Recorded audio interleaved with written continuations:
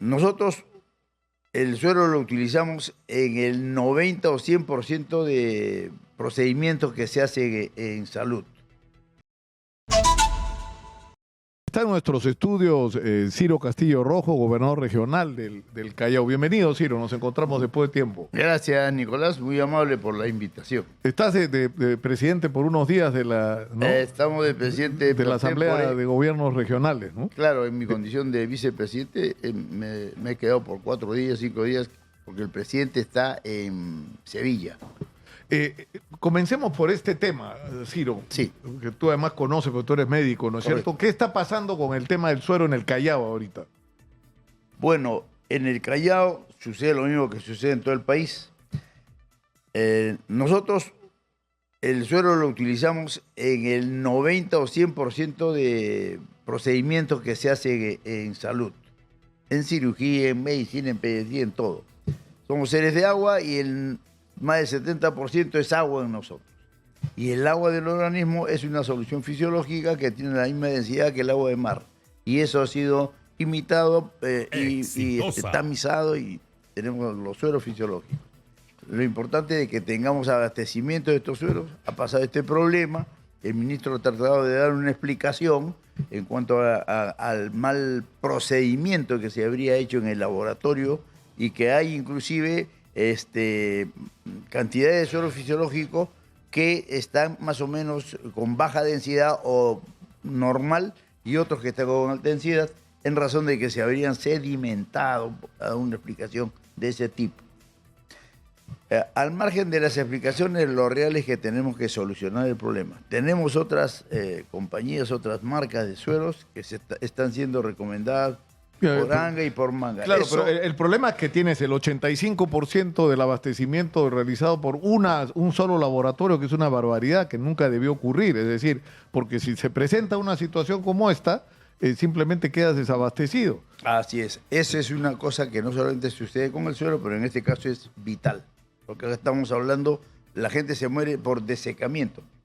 Muere, porque no hay suero. Entonces, habiendo otras empresas se podría trabajar. Pero esto tiene a lo mejor ribetes más grandes para tratarlo en otros ámbitos que ya abarcan lo que es la industria farmacológica mundial, ¿verdad? Es una de las más poderosas, creo que por encima inclusive de la industria del armamentismo.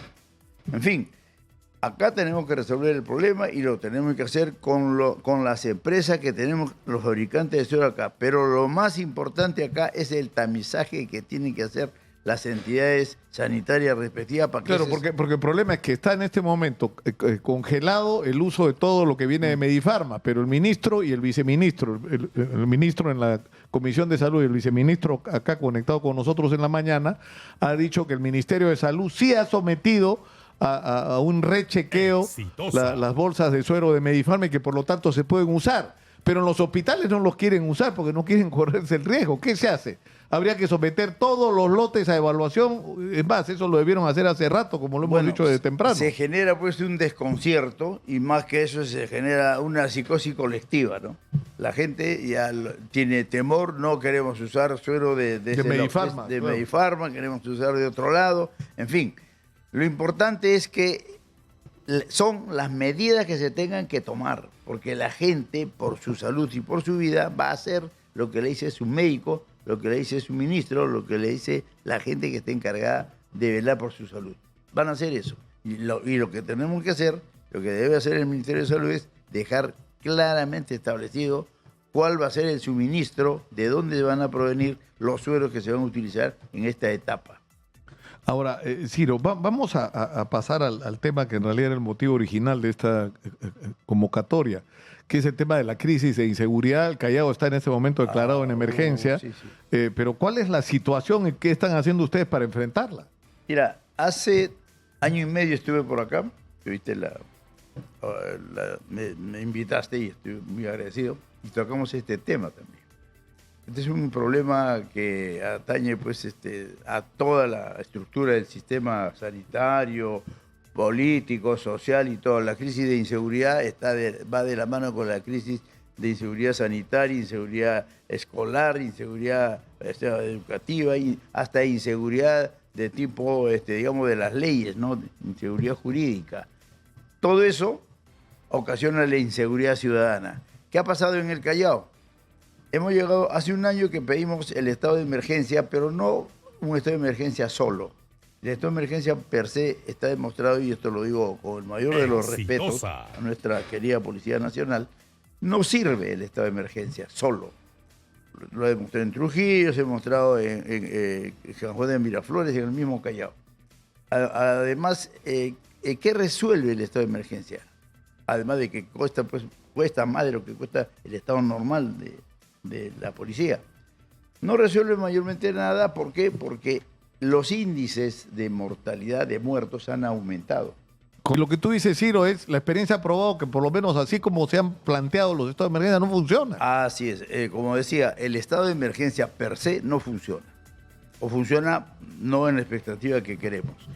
Creemos que esto debe ir acompañado de una estrategia en donde debe intervenir el nivel central, el nivel más alto, el Ministerio del Interior, los gobiernos regionales, los gobiernos locales, provinciales, municipales y las organizaciones naturales de la población. Además de todas las instituciones que están involucradas. Acá hay una serie de instituciones que me cansaría en enunciarlas. Todos ellos debemos de empezar a hacer, y lo estamos haciendo, para que no se diga que solamente esto es teoría. Deberíamos de empezar a hacer mesas de trabajo en cada uno de los puntos que creamos convenientes y empecemos por los más álgidos. Hemos tenido uno en Sarita Colonia, hemos querido tener en Sarita Colonia. Lamentablemente las cosas, como para sintetizar, cuando se politizan no se realizan, así que no se hizo ahí, pero al poco tiempo ya, hace semana y media más o menos, hemos tenido en Carmen de la Legua. Entonces se ha reunido la población, se han reunido las autoridades, se ha reunido la policía, y el resultado de esto es la conformación de unidades de grupos de patrullas, por ejemplo, antiextorsivas. En el Callao somos uno de los lugares donde no tenemos extorsión en los colegios estatales, por ejemplo. Ni, que yo sepa, privado tampoco. Ahora, esas brigadas tienen que trabajar alrededor de nuestra Policía Nacional, porque hay que dejar en claro... Pero son brigadas donde participa ¿quién? La propia población. La propia población con la policía, las instituciones. Eso lo hemos formado recién hace una semana y media y vamos a ver qué resultado da. Queremos que esta guerra, esta lucha contra la criminalidad debe ser un sistema regional de movilización social contra el crimen. Si no, no va a poder tener sostenibilidad, no va a poder, ni siquiera se va a poder monitorear esto. Y tienen que participar los que acabo de decir. Entonces, si queremos tomar al toro por las astas, tenemos que hacer una cosa integrada y además integral, ¿no es cierto?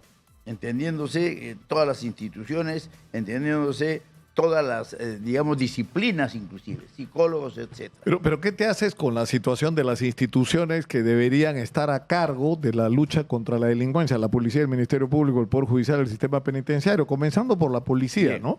Fíjate, bueno, en las últimas semanas lo que ha ocurrido, llama a un sereno a decir, yo puedo ayudar a identificar quién es y dónde está el monstruo. Exacto. Una hora y media después lo revientan a balazo. ¿Por qué? Porque resulta que el policía que llamó le avisó a la banda del monstruo. O lo que le pasa a la gente que le están robando carros. Te roban el carro, llamas a la comisaría para denunciar o llamas a la policía para denunciar y no pasa ni una hora y ya te está llamando el delincuente que tiene tu carro y te dice, porque ya tiene tu teléfono, ¿no? Y habría que preguntar quién se lo dio y que te dice, por si acaso te devuelvo tu carro, pero te cuesta tanto, ¿no? Las puertas giratorias y todo lo demás. Es decir, la corrupción ha permeado pues nuestro sistema, digamos, policial, judicial, hasta la iglesia, hasta las organizaciones más inopinadas ha permeado. ¿Qué sucede? Lo que tú acabas de decir es cierto.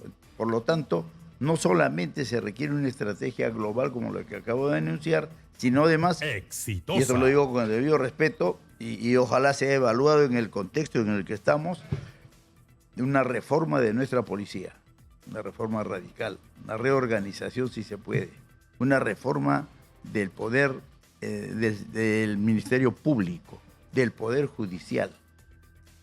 Complementando a esta estrategia global, creo que vamos a tener mayor sostenibilidad en esta lucha, en esta guerra sin cuartel, que a nivel nacional debería ser pues un sistema nacional de movilización social en contra del crimen.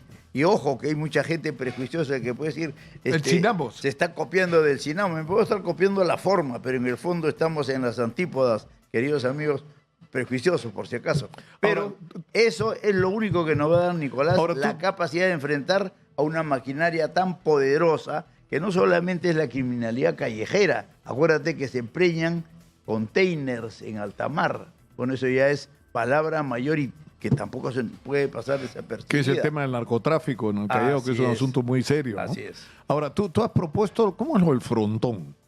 ¿Yo? Sí, ¿tú no has propuesto lo de reabrir el frontón? Me parece una propuesta que no han analizado bien, porque si nosotros habilitáramos el frontón, solamente habilitarlo y poner, estaba conversando con mi gerente de Seguridad Ciudadana, el general que está a cargo de ello, y me decía, mire, con solo habilitarlo vamos a gastar un montón de dinero con el cual podríamos construir 10 cárceles. El problema carcelario es de hacinamiento, el problema carcelario también es de organización. Tenemos Sarita Colonia con una cárcel que está pues saturada en 500% más. Yo he entrado sí.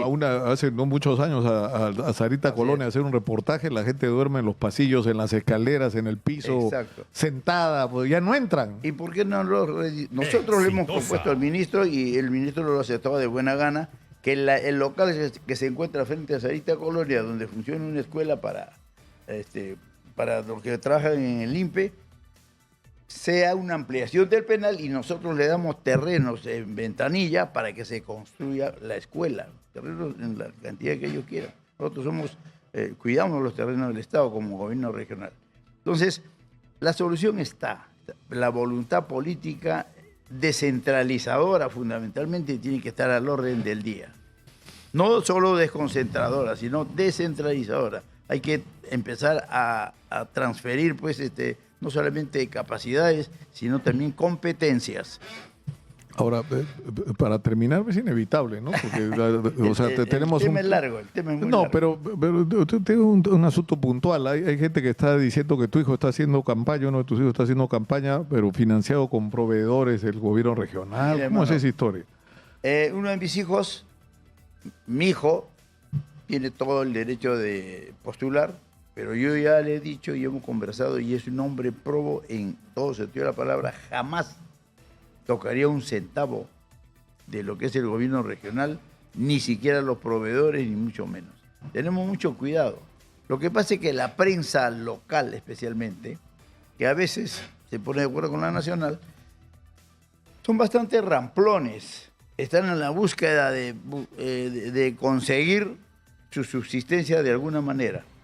En ese sentido es que atacan sin razón, sin pruebas, pueden deshonrar a personas, etcétera, etcétera. Creo que estas cosas deben de ser tomadas en su medida. Claro, y en los casos necesarios, yo entiendo, querellándolos. Claro, yo entiendo lo que dices, ¿no? Pero también es cierto que, lamentablemente, fíjate, en el Callao nomás, los gobernadores regionales, o sea, Curi, Félix, Moreno, ¿no? Claro. Y entiendo que está el problema es también el siguiente, ¿no? El próximo. O sea, que te antecedió también, don Kiko, ya, también está enfrentando problemas. Bueno, lo que yo te digo, no le deseo mal a nadie, es que no solamente los gobernadores, sino todo el sistema electoral, el sistema jurídico, todo lo que estamos hablando, toda la superestructura jurídica, política del país, se está convirtiendo en una camisa de fuerza para una sociedad que está avanzando. Tú que tienes unas categorías mentales muy claras, que te conozco de tiempo, te das cuenta que las fuerzas sociales, el de desarrollo social avanzan y la superestructura se convierte en una coraza que no la deja crecer, en una camisa de fuerza. Pues es necesario hacer reformas, es necesario cambiar todo eso. Es necesario que empecemos a entender y dejarnos ya de velar solamente por nuestros estancos privados, cada uno de los sectores de la sociedad. Va a surgir seguramente en estas elecciones otro outsider más y van a propiciar otro outsider, pero la solución, estamos viendo, está en que tenemos que empezar a madurar como país. Tenemos dos expresiones claras, por ejemplo, don Max Hernández, da R con el movimiento este que ha formado, que es ¿cómo se llama? El movimiento que preside pues Max Hernández, ¿no? Creo que es necesarísimo. Yo he sido convocado y vamos a estar... ¿Qué, la asamblea? No es la asamblea, es el acuerdo nacional. El gran acuerdo nacional. El gran acuerdo nacional lo hace la sociedad a veces sin pedir permiso. Las grandes movilizaciones que se han dado no han tenido las últimas. Claro, lo absurdo es que al acuerdo nacional lo convoca el presidente, en este caso la presidenta de la República, ¿no? O sea... Bueno, no, esa es la parte formal, pero ahí tenemos un personaje que es importante, que es Max Hernández, que es el que más o menos trata de equilibrar y ser la bisagra entre todos los sectores. Ahora, ¿cuál es la situación por la que estamos atravesando? Es una situación pues de entropía, vamos a decirlo, para no repetir la palabra crisis, anarquía, qué sé yo. Pero no es de ahora, esto viene desde la época antes de la colonia inclusive. Entonces, hemos ido conociendo las leyes, los códigos, con qué manejar esta anarquía, esta entropía. Si así es, entonces tenemos que sabernos adaptar. Por ejemplo, nosotros tenemos un 90% de informalidad y queremos darle R con querer incorporarlo con la misma metodología a la formalidad. Tenemos que empezar a inventar otras cosas. Cada uno de los temas que estamos tocando, Nicolás, requiere una conversación amplia, un poquito más profunda y seria. Si vamos a tocar... Pero que es lamentablemente decir lo que no tenemos, ¿no? Lo que no... Es decir, estamos arrastrados por la polarización, la confrontación, el cruce de ataques, es decir, la guerra interinstitucional. Y así no vamos a ninguna parte porque estamos dejando pasar además grandes oportunidades. Ciro, muchas gracias por estar. No, yo te agradezco. Gracias por estar con nosotros. Ojalá que esta conversación sirva para que sigamos creciendo dentro de lo que es la comunicación que son ustedes y el Callao, que en estos momentos es un momento importantísimo con la aparición, por ejemplo, de Chancay. Sí, por supuesto. Es todo un tema que me gustaría conversar otro día. Claro que sí. Muchas gracias, Ciro, por estar con nosotros y vamos